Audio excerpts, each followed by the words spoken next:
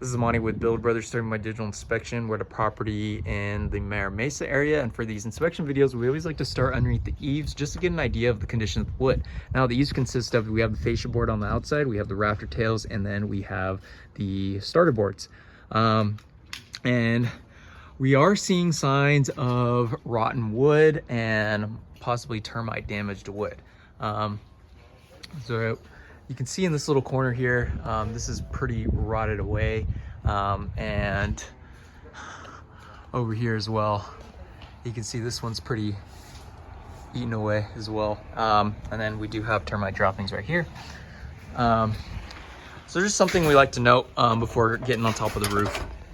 Now what we're looking at here is a 3-tab asphalt shingle roof, and we can tell that this roof has not been updated. You can see the shingles are practically falling apart, and there's no drip edge. Drip edge is that metal flashing that goes along the fascia board and allows for proper water flow anytime it rains, right?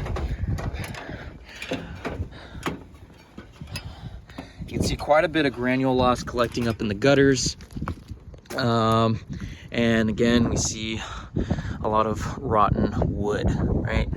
Taking a look under here, again, you can see just how brittle the product is. And the reason why we have so much granule loss is because those oils began to evaporate underneath the sun after baking for years and years. And that's what causes all these granules to fall off and have these fiberglass starting to show through.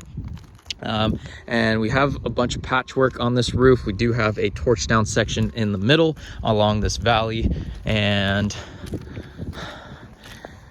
you can see blown off shingle tabs, right? We have exposed nail heads, and you can see more of that patchwork. Looks like a T-top and another penetration was added right here. But again, we see more exposed nail heads and a ton of granule loss. We also have a torch down section in the back. Something we always like to look out for is at least a 1/4 to a 1/2 inch of bleed out on the seams. But this part is leaking as well, right? And something that tells us that is the seams. The seams are completely open on the edge where it meets the, where the drip edge is. And this part actually does have drip edge. So this is completely open as of now. So anytime it rains, that water is going to be allowed access underneath there and causing a leak. We do have a little side section as well.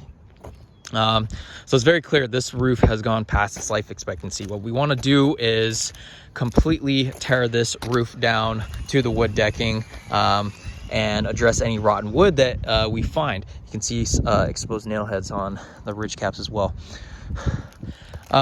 So that gets done on a discovery basis. We can't determine the amount of wood that needs to get replaced on a roofing project until we actually tear off that old material. And a quick disclaimer to the homeowner, well, yeah, there's going to be a substantial amount of wood expected on this roofing project because of how much termite damage we've seen underneath the eaves and a lot of wood rot.